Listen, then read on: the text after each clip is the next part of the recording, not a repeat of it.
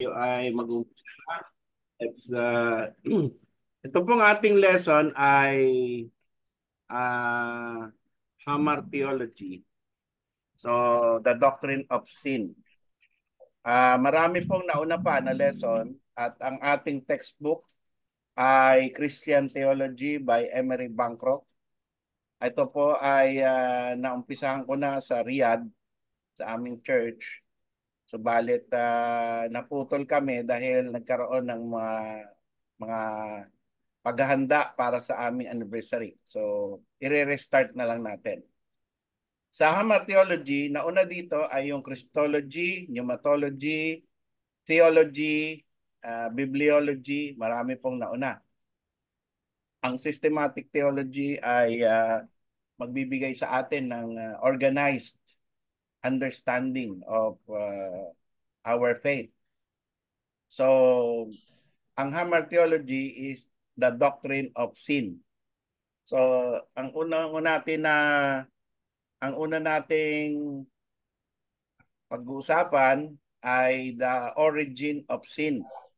Saan ba nanggaling yan? Yung kasalanan. Bakit ba nagkaroon ng kasalanan? At sa ating textbook, ang isa sa mga paliwanag kung bakit nagkaroon ng kasalanan ay ang unang nagkasala makikita natin sa Isaiah chapter 14 tsaka sa Ezekiel 28. So let's go to Isaiah chapter 14 verse 12 and 17. Maganda sana, no? Kung maganda yung inyong sound ay interactive tayo. So kayo ay magbabasa, pagkatapos nakakausap ko kayo at tatanong ko kung ano ba ang pagkakaintindi nyo dyan sa na inyong nabasa. I'm sure na i-tackle nyo na yan dati pa, pero we will make it better, hopefully better understanding. Hello, Brother Romel. Okay, so Ezekiel chapter 12, Isaiah chapter 12. Sige, pwede bang may magbasa niyan dyan sa inyong teka, bakit Isaiah 14, 12 to 17. Sa Lucena, pwede bang may magbasa? Anybody can... Oh, kinig nyo ba, sir? Kinig nyo? Sige. Ako na lang ang magbabasa. Sabi po ng Isaiah 14:12, How art thou fallen from heaven, O Lucifer, son of the morning? How art thou cut down to the ground which didst weaken the nations? Ayan. Hanggang 17 po. Sorry po. Verse 13, For thou hast said in thine heart, I will ascend into heaven. I will exalt my throne above the stars of God. I will sit also upon the mount of the congregation in the sides of the north. I will ascend above the heights of the clouds. I will be like the Most High. Yet thou shalt be brought down to hell, to the sides of the pit. They that see thee shall narrowly look upon thee, and consider thee, saying, Is this the man that made the earth to tremble, that did shake kingdoms, Okay.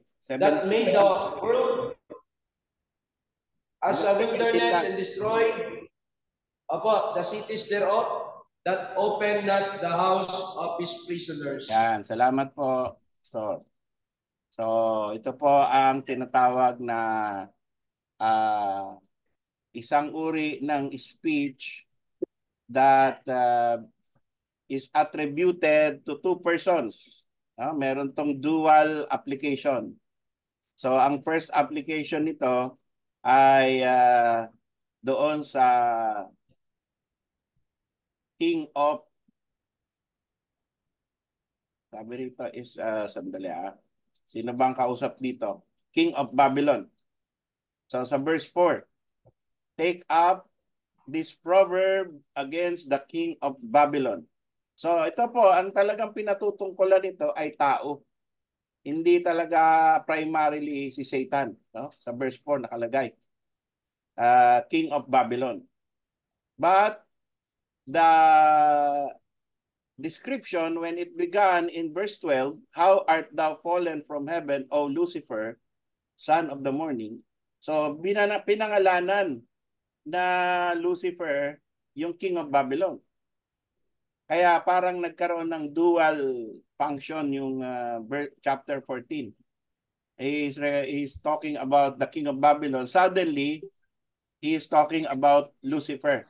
So parang yung saan natin makikita yan na ginagawa sa scripture? Do you have meron ba kayong matatandaan na ginawa sa scripture yung ganitong isang salita pero dalawa yung reference, no? At yung isa ay si Satanas. Anybody? Sino ang may idea na ginawa to sa New Testament? Halimbawa,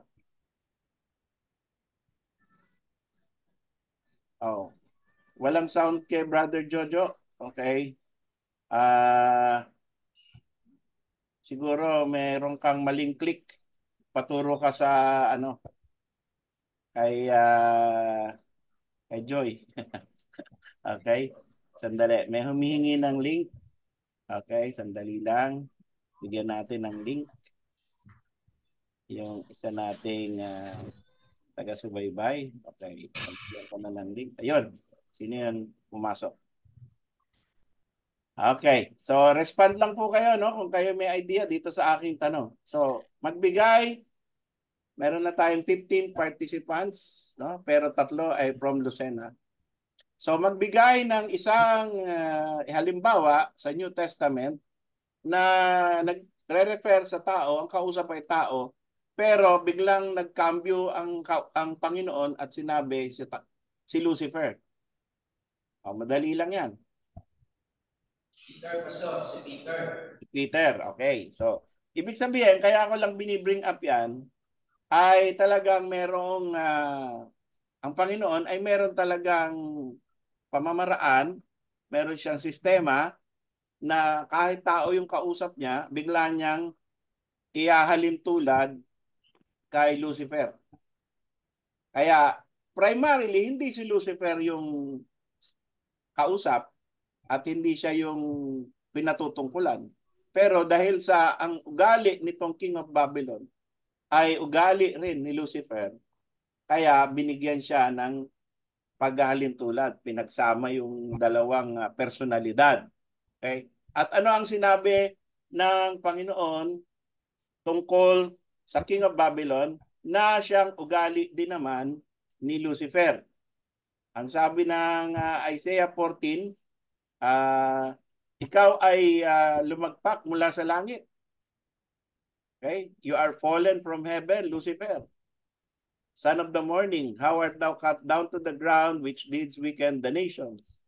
Or thou hast said, ito yung binibigay ng Panginoon na equivalence doon sa King of Babylon. Thou hast said in thine heart, I will ascend into heaven, I will exalt my throne above the stars of God.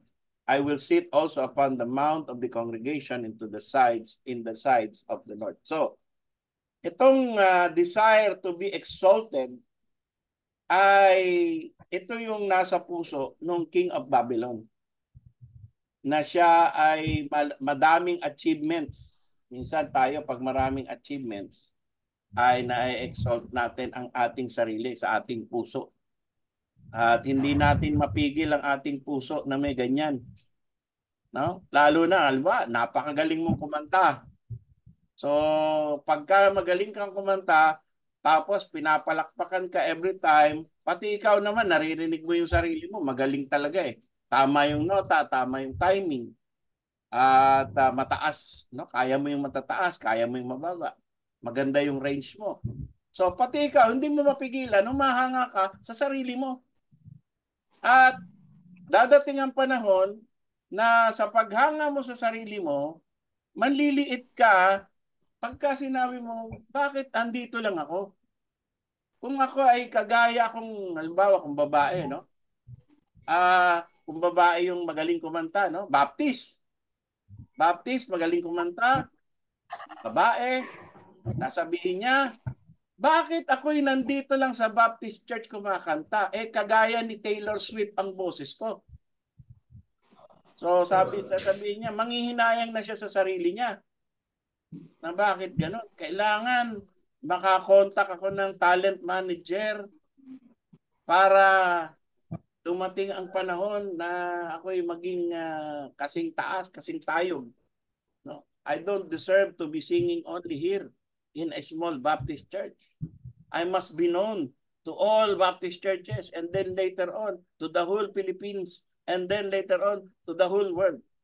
Si King of Babylon, Nebuchadnezzar, magaling mangdirigma, magaling mag-rule, magaling sa lahat ng bagay, ay yun ang nakikita natin sa paghalintulad ng Panginoon doon kay Lucifer at saka sa King of Babylon. Nakita natin ang sa puso ng bawat tao, which is natural, malamang si King of Babylon, nakita niya yung sarili niya, hindi na siya nasatisfied sa Babylon lang ang kanyang pinamumunuan. Pumunta na rin siya sa Persia, pumunta na rin siya sa buong Middle East, sinakop niya, hanggang sa Egypt, sakop niya. At tuloy-tuloy ang laki ng expansion ng kanyang rule. Hanggang dumating ang panahon na sabi niya, tingnan mo ang lahat ng kaharian na aking nasa ilalim ko. So that is a natural outpouring of pride, which occurs in the hearts of men. And that is also, therefore, what happened to Lucifer.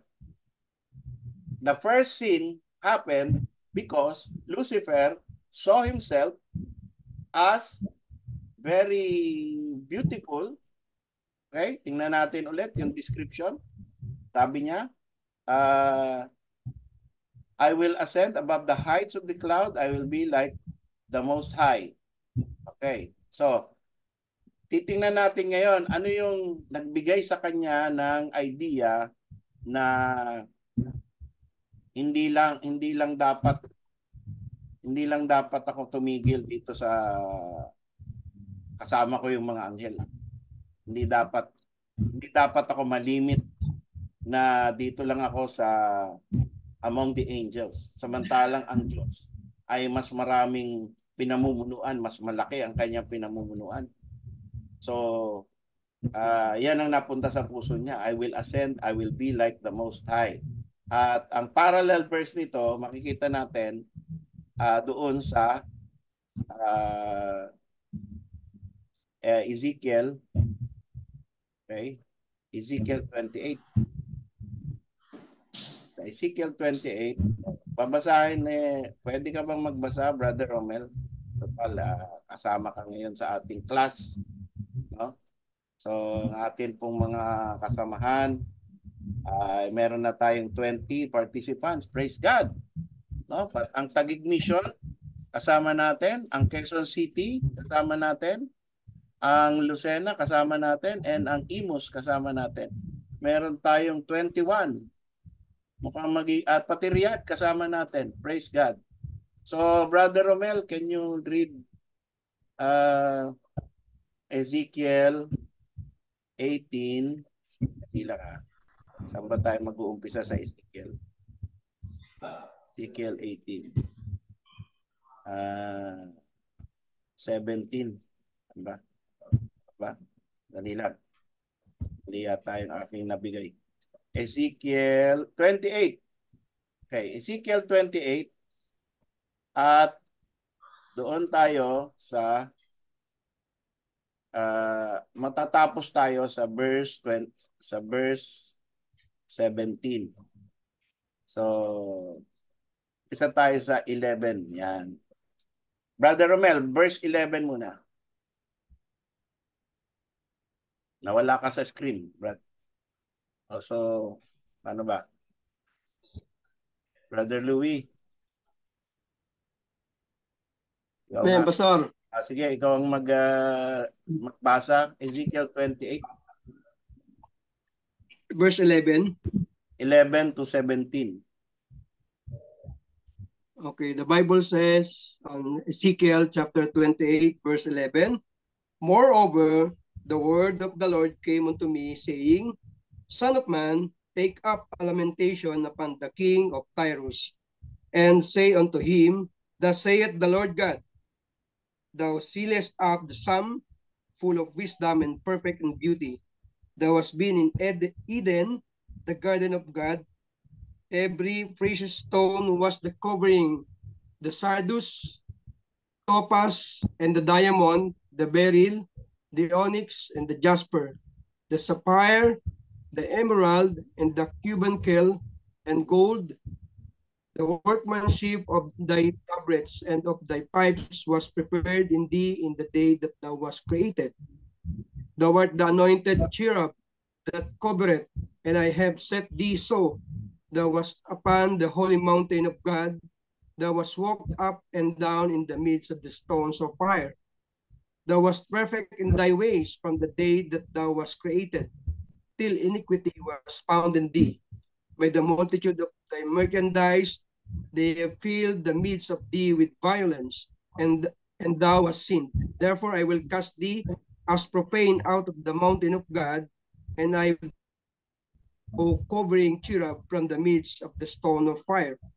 Thine heart was lifted up because of thy beauty.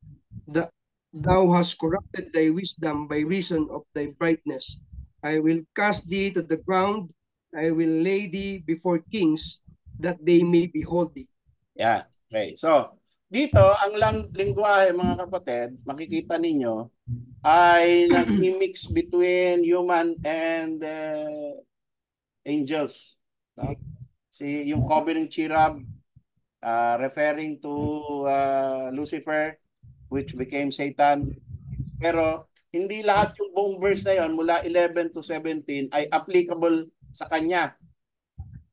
Minsan, pupunta ang text doon sa human, doon sa King of Tyre. So, parang pinagsasama ng Panginoon yung karakter ni Lucifer at saka yung karakter ng King of Tyre. Hindi pwedeng King of Tyre lang ang binibigyan dito ng pansin. Hindi rin pwedeng si Lucifer lang ang binibigyan ng pansin. Pinagsasama ng Panginoon dito sa isang text na to describe his outrage. Yan, yun talaga ang point dito. Ang point dito is the Lord was outraged with the King of Tyre and with Lucifer because of the sin of pride. And saan galing yung sin? And ito yung ating point, no? The origin of sin. Saan galing ang unang-unang kasalanan? At bakit natin sasabing unang-una yung kasalanan na yan? Why? Because nakalagay dito, thou was perfect in thy ways. Verse 15, Ezekiel 28:15.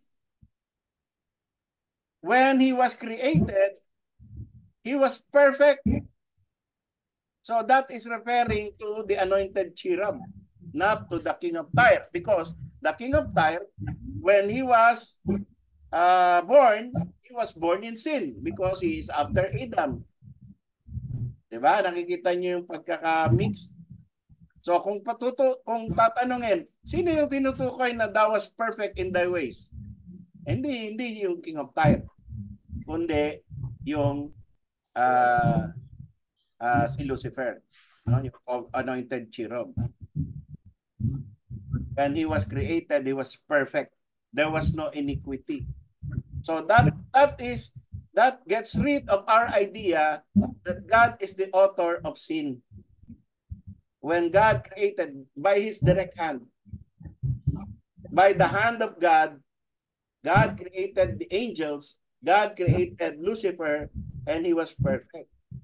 At pwede nating masabi doon sa Genesis chapter 1, I think it is in verse 27, and God saw everything that He made, and behold, it was good. It was very good. Oh, no. During the 6 days of creation, wala pang sin. Kaya mga kapatid, isa pa na point natin dito, hindi po ako naniniwala, at kung kayo naniniwala, sabihin nyo sa akin ang pruweba ninyo, hindi ako naniniwala sa sin before Adam sin, before creation. Before Genesis 1:1, wala pang kasalanan. Before Genesis 1:2, wala pang kasalanan. May mga Baptist, mga kapatid, na naniniwala na yung Genesis 1:1, yung tinatawag na gap. Genesis 1:1, perfect. Genesis 1:2, meron ng sin. Nagkaroon ng battle between good and evil. Kaya nagulo yung earth. The earth was without form and void. Tayo po ay hindi pwedeng maniwala dyan. Why? Because in verse 27 of Genesis chapter 1, sabi, and God saw everything that He made, and behold, it was very good. Hindi, sandali. 31. Yun. 31. Genesis 1:31. And God saw everything that He had made, and behold, it was very good. So, paano sasabihin ng Panginoon very good lahat ng ginawa niya kung may kasalanan na pala? Kung nagkasala na pala si Satanas. Diba? So, yun ang point ko. Hindi pa nagkakasala si Satanas dito sa Genesis chapter 1 verse 31. Kailan nagkasala si Satanas? Kailan niya sinabi sa puso niya na I want to be like the Most High? Kailan niya inisip na sabi rito sa Exodus, sa Ezekiel, na yung kanyang beauty, no, ay siyang nagbigay sa kanya ng problema. Ezekiel 28 said,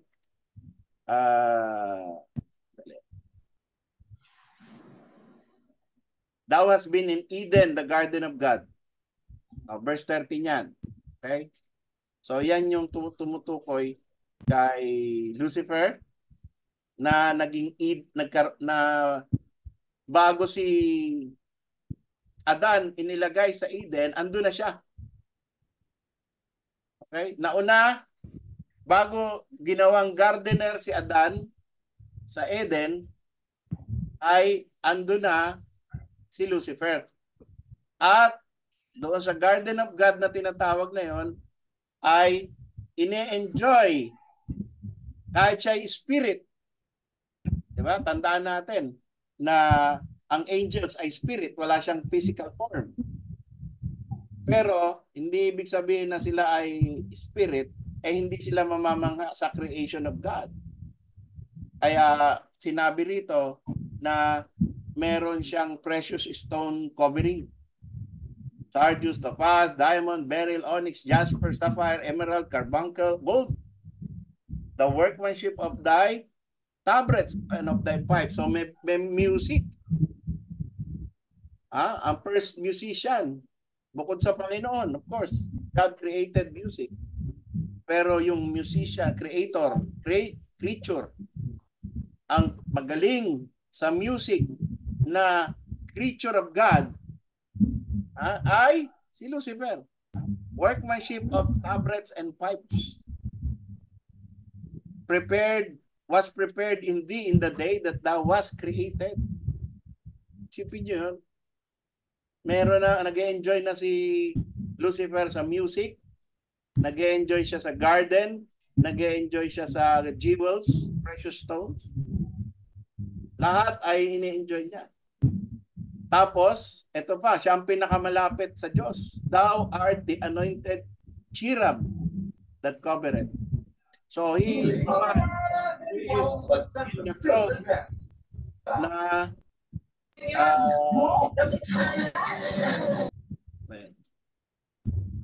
okay. Hindi lang, Okay, so wala na. Ang ating pinag-uusapan ay si Lucifer, the anointed cherub.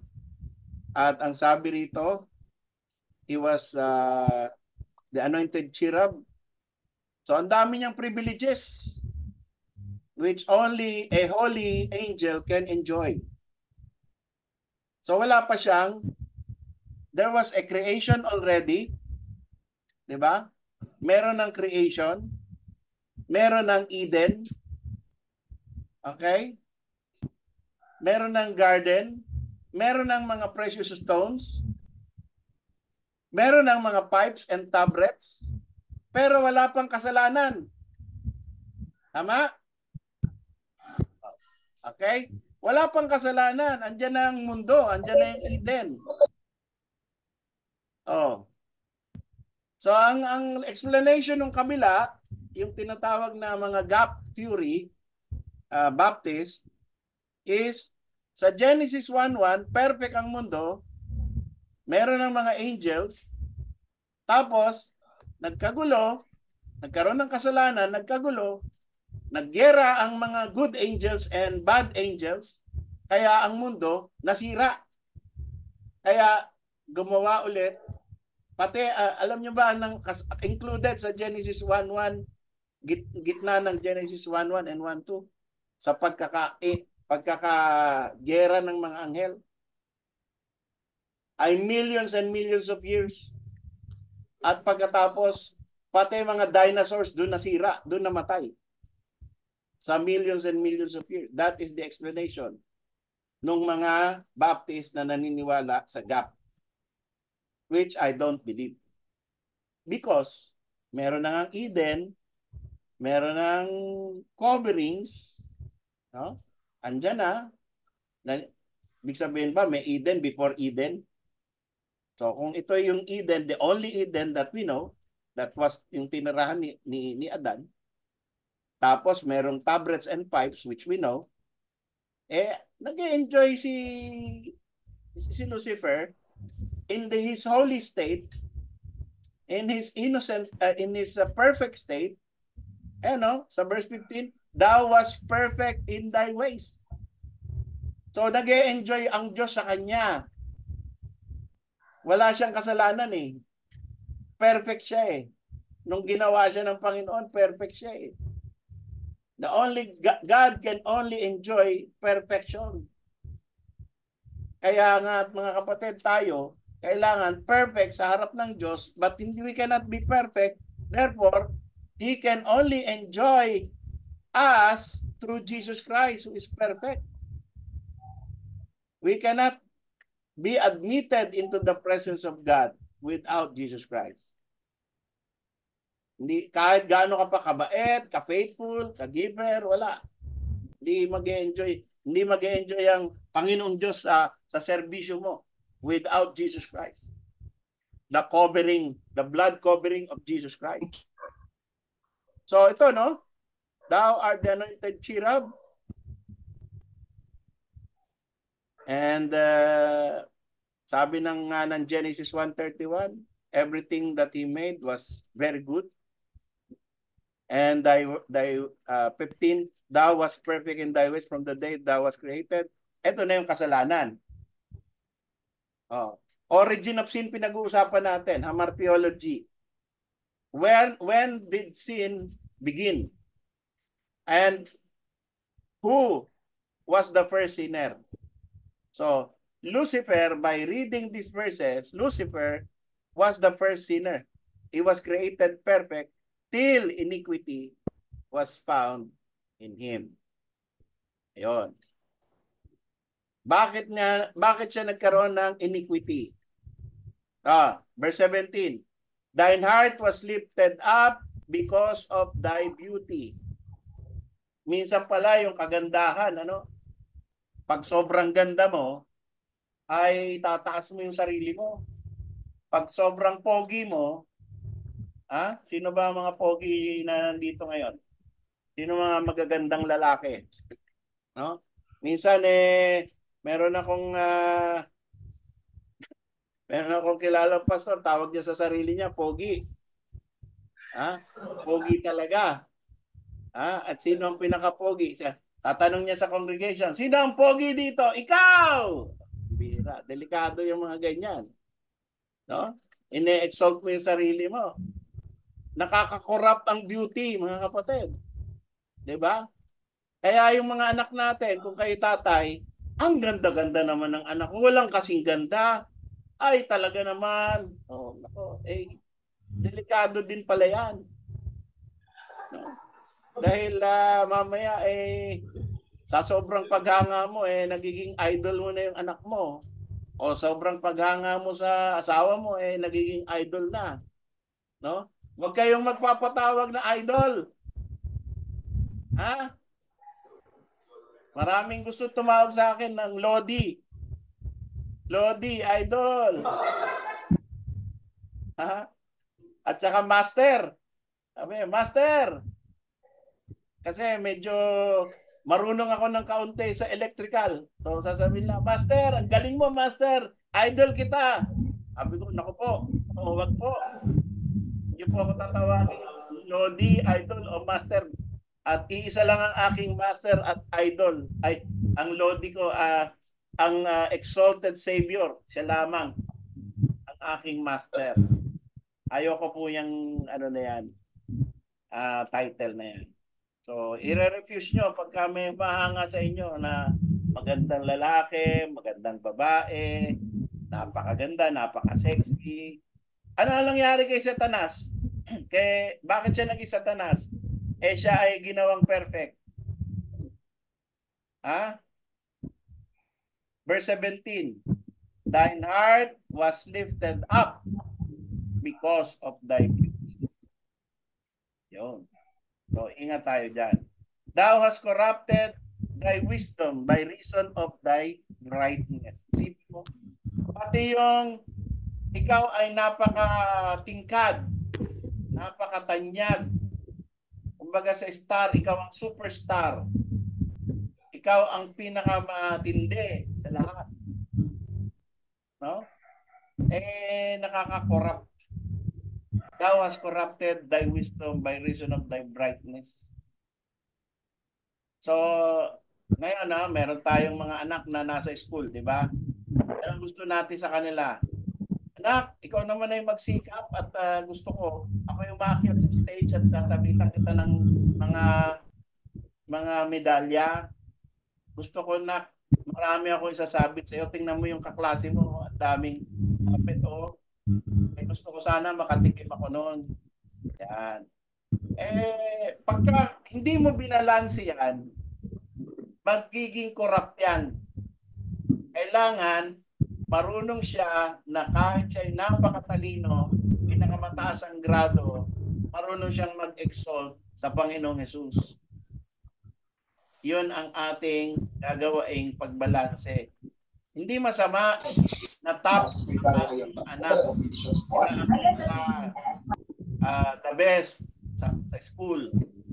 Pero pagdating sa bahay, medyo i-humble natin under the blood of the Lord Jesus Christ. It's the only way. Kasi without that kind of balance, yan ang nangyari kay Lucifer. Lifted up heart. So anong dahilan bakit nagkaroon ng kasalanan? Ni-lift up niya yung puso niya. Bakit ni-lift up niya yung puso niya? Kasi maganda siya, pinakamagandang anghel. Ano pa? Siya ang pinaka-bright. Siya ang covering ng Diyos. Siya ang pinakamalapit. Siya ang sabi nga nung iba, kasi yung tabrets ay handa sa kanya, tabrets and pipes. Ibig sabihin, siya daw ang choir director sa langit. Yun ang binigyan ng parang dramatize ng mga theologians yung characteristic ni Lucifer. He was the choir director in heaven. He was the chief musician in heaven. And that is the reason why nagkaroon siya ng pop-up heart. Ang galing niya sa music. Napakaganda niya. Napakatalino niya. Napakalapit niya sa Diyos.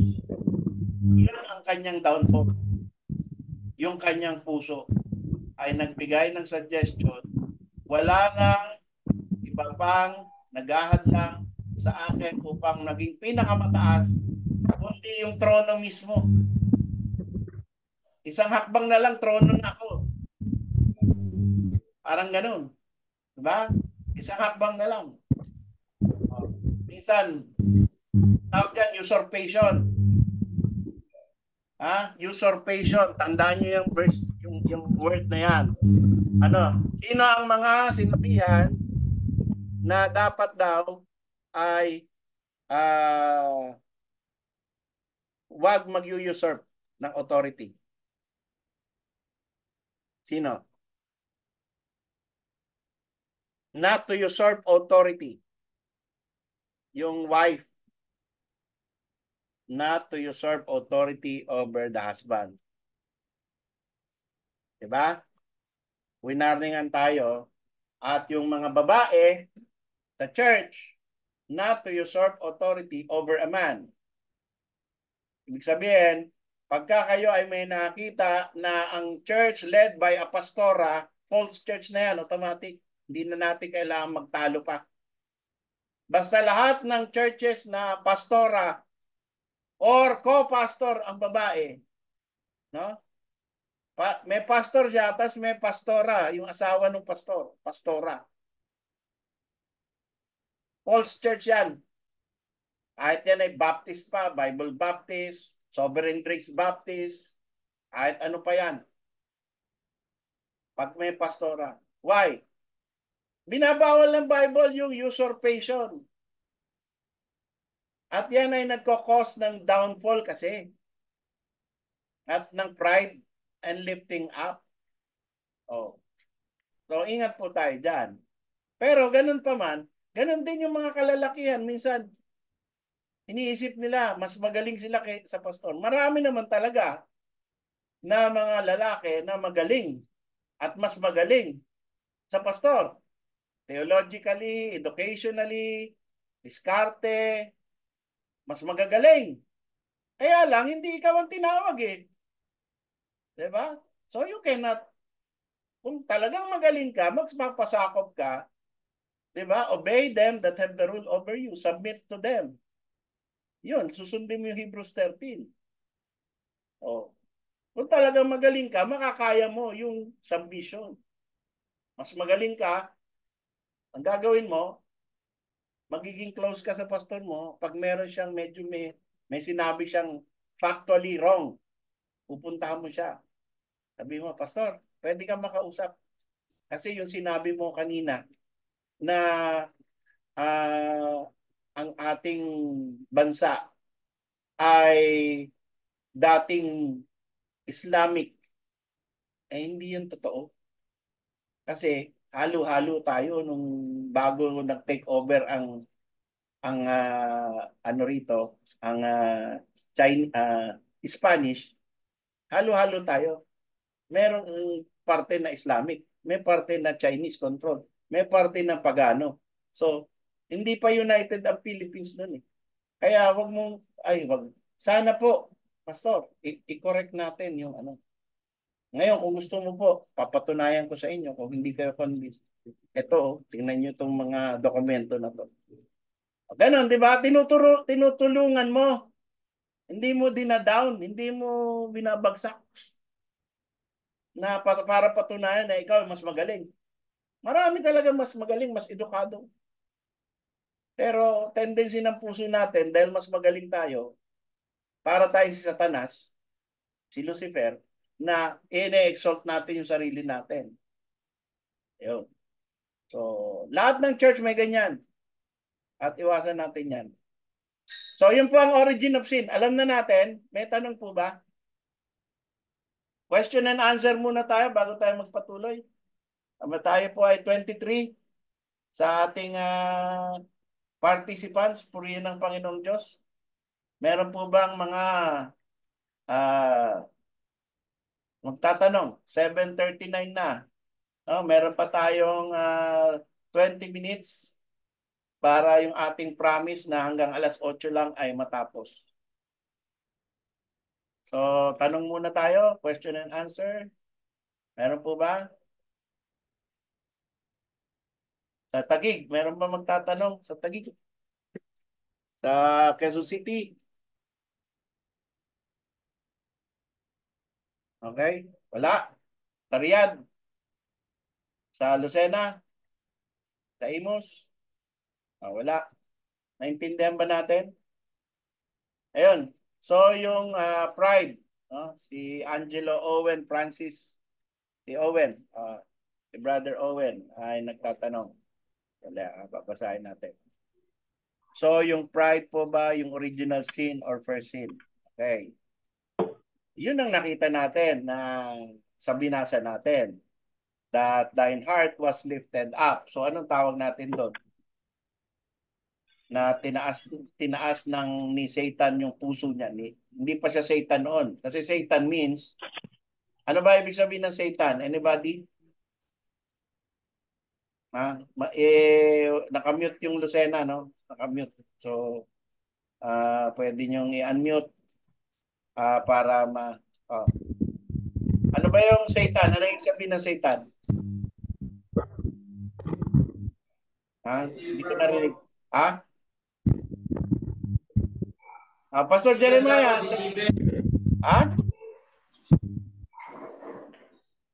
Deceiver daw po. Deceiver. Deceiver. Okay. Yung ba yung definition ng Satan?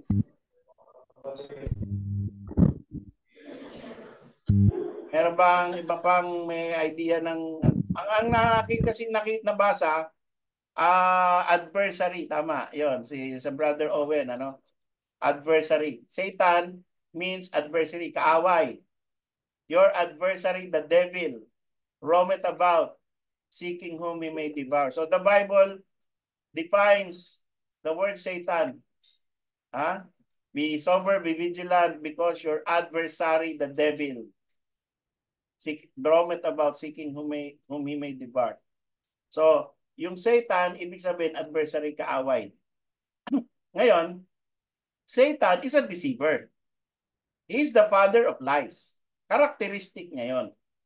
Okay? Pero yung ibig sabihin mismo ng word na Satan ay adversary. Ngayon, yung kanyang characteristic, bakit siya naging adversary? Ayun. Accuser, tama, no? Sister Glo. Accuser.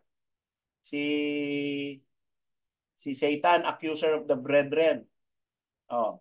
Pero ang ibig sabihin ng Satan ay adversary.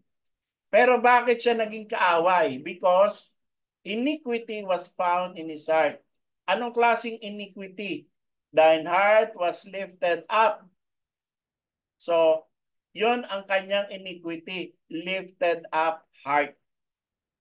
Tinataas yung puso, tinataas yung sarili. Yun. Nag-usurp.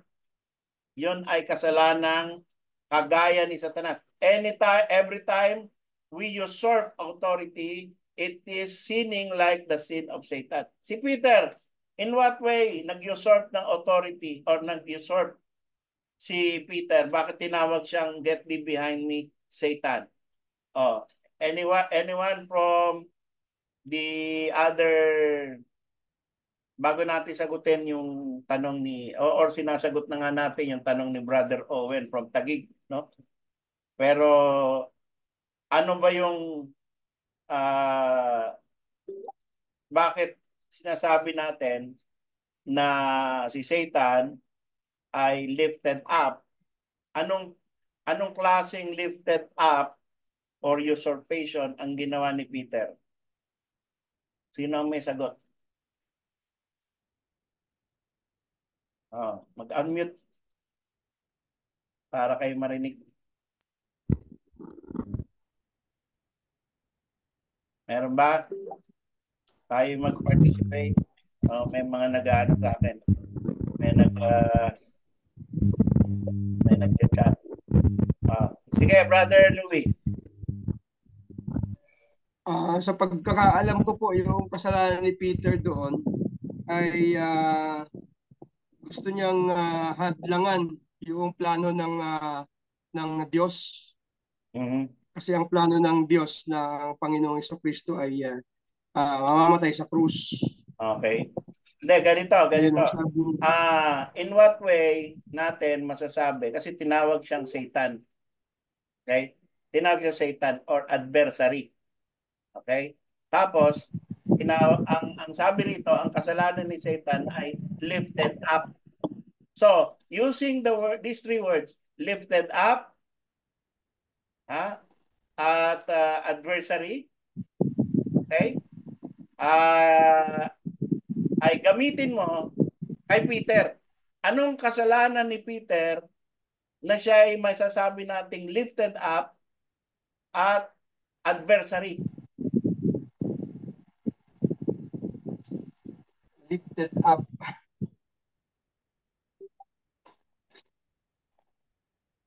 Yun nga po, na yung kasing plan, siguro, kasi at sa tinawag, kasi meron lang nakaplano eh. Hmm. May nakaplano na sa salvation ng Okay. tao. Mm-hmm. Pero tinututulan ni Peter, Hmm. parang lumalabas na may mas magandang plano si Peter. Yun. Di ba? Yan ang kasalanan ni Peter. Na kasalanan din natin. Di ba? Pag tayo ay may mas nasabi, mas maganda yung plano ko, mas maganda yung naisip ko. Kaya teka muna, tumabi ka dyan, Panginoon. Di ba? Ano ba ang ginawa ni Peter? Sabi niya, Panginoon, halika rito. Di ba? Natandaan niyo ba yung ginawa ni Peter? Pagkasabi ng Mm. Panginoon, ako'y mamamatay, ha? At pagkatapos ng 3 araw, ako'y mabubuhay muli. Aba, sabi ni Peter, Panginoon, halika dito. May sasabihin ako sa iyo. Hindi ako papayag. Aba, ay pambihira. Hindi papayag. Get thee behind me, Satan. Oh, nakatikim ngayon tuloy siya ng Satanas. Dahil sinabi hindi ka papayag. Nagde-declare ng prophecy ang Panginoon. Tapos sasabihin mo, hindi ka papayag. Oh, di ba? You are lifted up. Alam mo, ganun na kayo ka-close ng Panginoon? Minsan yan nagiging kasalanan pag masyado ng close. No? At ano pa yung adversary. So bakit naging adversary si Peter? In what way naging Satan si Peter na in terms na siya ay adversary? Brother Jojo. Jojo, may boses ka ba dyan? Wala kang microphone, Brad. Hindi kita marinig. Pero narinig mo kami. So, very good. So, okay lang. Ngayon, meron sumagot. Si John Michael, sabi, Peter lifted up his plan to save Christ from dying on the cross. Yun. So, tama. That is a that is an alternative plan. Meron siyang alternative plan. No? At meron siyang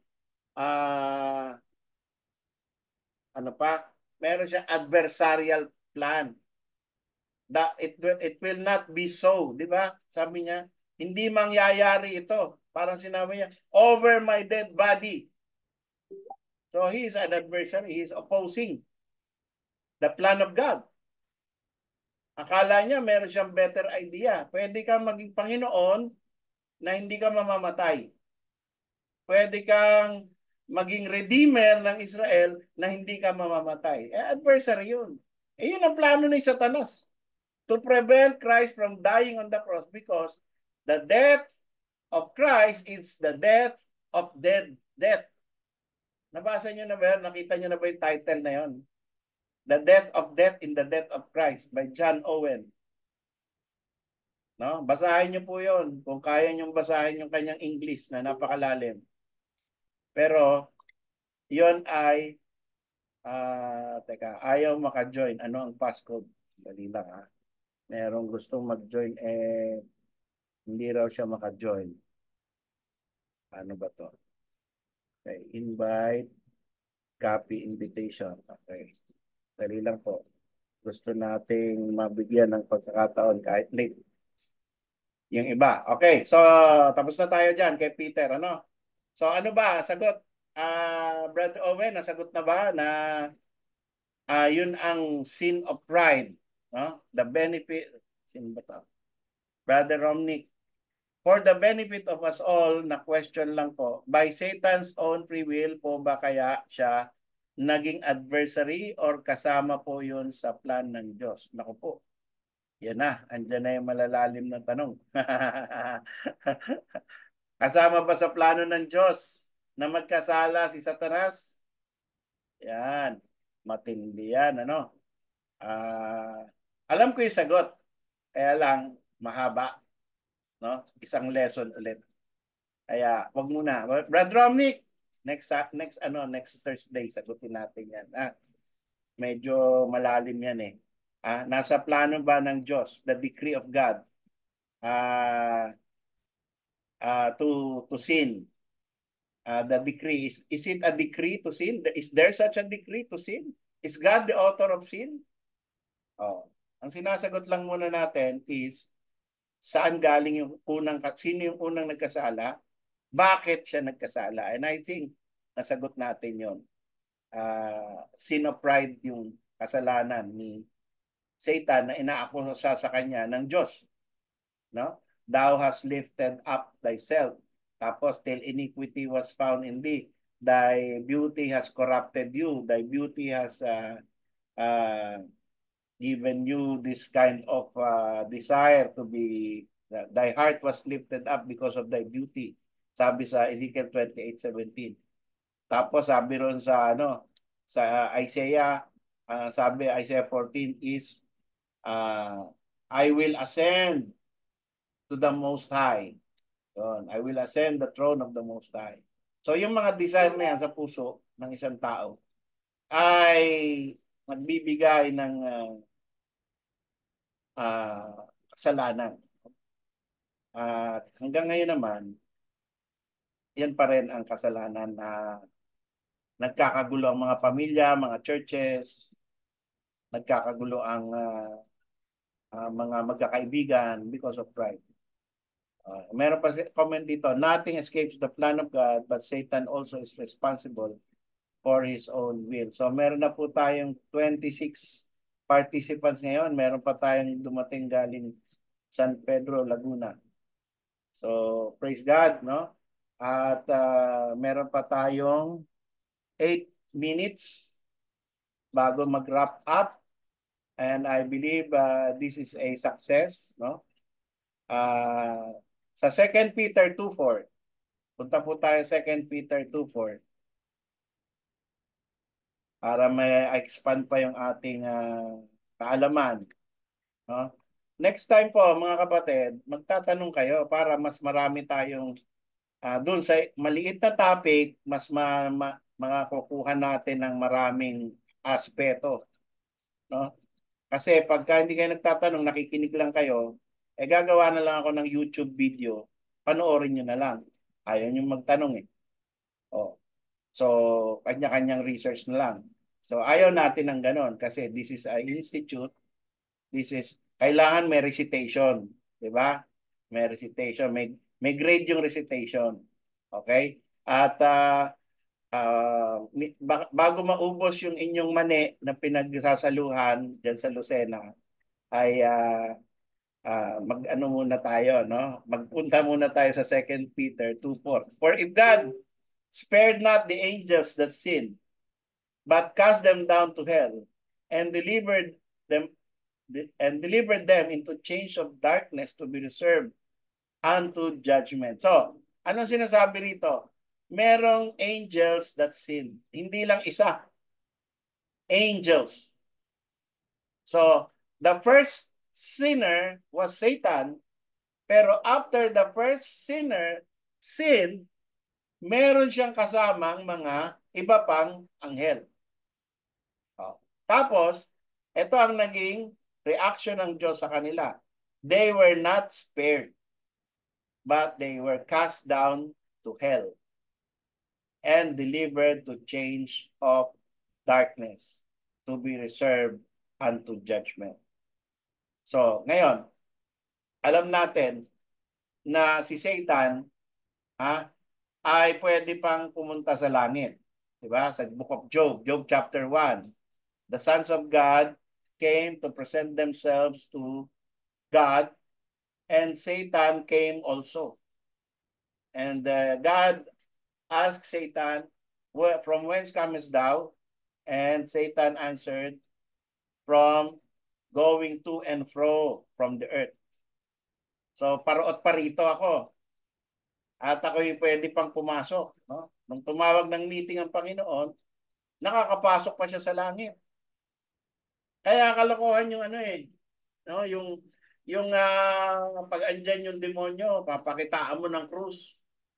Pag nakita yung krus, matutunaw na yung demonyo. Lokohan lang yan, mga kapatid. Hindi natatakot. Karamihan sa mga demonyo, madalas din sa Catholic Church. Kaya sila hindi takot sa krus, sa rosaryo, sa banal na tubig. Hindi yan natutunaw sa banal na tubig. No? Nakikisaw-saw din yan doon sa anghel na imahen doon sa harap ng simbahan. Hindi yan natutunaw. So kita mo si Satanas, hinawakan pa nga niya ang Panginoon, di ba? Tapos dinala doon sa pinnacle of the temple. Hinawakan niya ang Panginoon and showed them all the kingdoms of the world. Inilipad niya ang Panginoon. You see? So, hindi siya natutunaw sa presensya ni Kristo. Oh. Pero, anong nakakatalo kay Satanas? Yung salita ng Diyos. Diba? Sabi, and the devil departed. Oh. It is written. Sinabi ng Panginoon yung mga it is written to counter him. And the devil departed from him. And there will come a time when he will be bound for 1,000 years. And there will come a time when he will be cast into the lake of fire. And that is the end. Wala na siyang access. Pero sa ngayon, meron. Pero, sinasabi rito, mga kapatid, sa 2 Peter 2:4, that there are angels that was not spared, but they were cast down to hell and delivered to change of darkness, reserved unto judgment. So, kung ano man yan, we will tackle that sa ating susunod na lesson. Okay na po tayo. So, tingnan ko yung mga hindi elect angels si Lucifer. 2/3 of angels lang hindi nagrebelde. 2/3 of angels ang hindi nagrebelde. 1/3 nagrebelde. 2/3 ang hindi nagrebelde. Okay.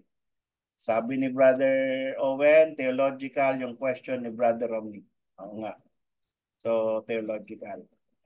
Pero theological, naman to class. So, sasagutin natin. Pero hindi ngayon. Kasi ibang malalalim tayo na mapupunta tayo sa ibang bakit po number ginamit niya? Dapat ay ito. Okay. Wala na. So, meron pa pang tanong. Tingnan ko nga sa Facebook kung may nagtanong. Pwede po bang sabihin na sa statement ni Peter, nagrepresent siya kay Satan? Tama po, Sister Glo. Sa statement ni Peter, he is representing the ideas of Satan. So, minsan, when we mean well, no, gusto nating makatulong, gusto nating mabawasan ang pain ng ating kapatiran, pero hindi natin alam, yun pala ay work of the devil na, or yun pala ay hindi na kaayon sa kalooban ng Diyos. Magbigay kayo ng example. Gusto mong makatulong.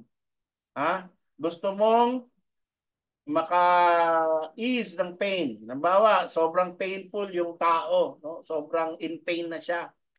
Sobrang gusto na niyang sana wala na lang siya. Tapos na siya. Tapos gusto mong makatulong. In what way ka makakatulong na mali? Tutulungan mo siyang mamatay. Mali yun. Diba? Oh. Tapos yung isa naman, tutulungan mo siya para mawala yung kanyang sakit. Tutulungan mo siya na pumunta sa albularyo. Oh, para siya ay mabulungan. Ay, doon, punta tayo sa Makiling. Mabisa doon. Eh, pareho kayong Kristiyano. Pero naalala mo nung unang panahon, napagaling ka ni Mang Kepweng. Oh, di pupunta ngayon kayo. Nakatulong ka nga. Baka nga nawala yung pain. Pero nakatulong ka maging demonyo yung kasama mo. Na maniwala sa demonyo. 'Di ba? So, hindi lahat ng tulong ay maganda. Ha? Hindi lahat ng tandaan natin 'yon, ha? Hindi lahat ng tulong ay maganda sa kaluluwa natin. No, ito may example, suicidal na kapatid na humingi ng advice. Tapos nag-advise ka, pero mali yung sinabi mong advice. Base sa telenovela yung advice mo. Hindi base sa scripture. Oh. So ano mangyayari doon? Base sa experience. Hindi base sa scripture. Hindi ka nakatulong. Ikaw ay nakatulong na maging work of the flesh. Diba? The spirit lasted against the flesh and the flesh lasted against the spirit. Oh, ito, sabi, minsan pastor, gusto ko tumulong sa tao. Paggamit ko ang passport para makatulong. Sabi, palagay mo, tama ba gagawin mong tulong sa harap ng Diyos? Papagamit yung passport. Mali yun, di ba? Kung tutulong ka, yung according to godliness, yon, according to the scriptures. Halimbawa, tutulong ka para yung isang kapatid ay makuha na niya yung titulo, ha? Sa kanyang lupa. Halimbawa, no? Dami niyang problema. So, anong gagawin mo? Pepekein mo yung mga pirma. Magaling ako dyan. Pineke yung pirma. Nakuha nga yung titulo. Puro peke. Di ba?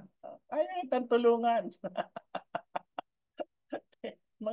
mga when you help, it should be according to godliness. Meron ba tanong bago tayo matapos, bago tayo mag-pray? At tayo po ay successful sa biyaya ng Diyos. Ang Pastor Salo. pinaka Pastor, tanong lang po. dami ay 25, no? 26. 26 yung ating teka muna. Ito meron nagsabi pa. Si Uza tinulungan wag mahulog yung yung ark, hindi yung tabernacle. Tabernacle malaki. Yung Ark of the Covenant tinulungan para hindi mahulog. Mali ang tulong niya. Kaya patay kang bata ka. So yun. Si Uza. The sin of Uza. Okay? So sino pa? Brad Louie, may sabihin ka?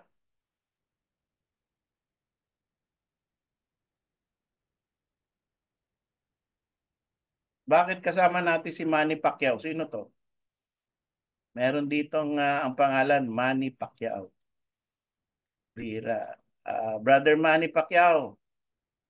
Okay, minsan dalo ka sa church namin, ha? Okay? Isipin nyo nga, no? Isipin nyo nga, no? King James kami, NIV ka eh. Hindi mo kami ma-enjoy. Wala na. Sige. So, salamat pa mga kapatid sa Lucena. At kayo'y kasama namin. At sana po ay nagkaroon kayo ng pakinabang dito sa ating mumunting eskwelahan ng teolohiya. At Patuloy tayo. Okay? So, ngayon po, mananalangin na tayo. At kanina, ang nanalangin si Brother Jeremiah. So, ngayon ay si Brother Louie naman.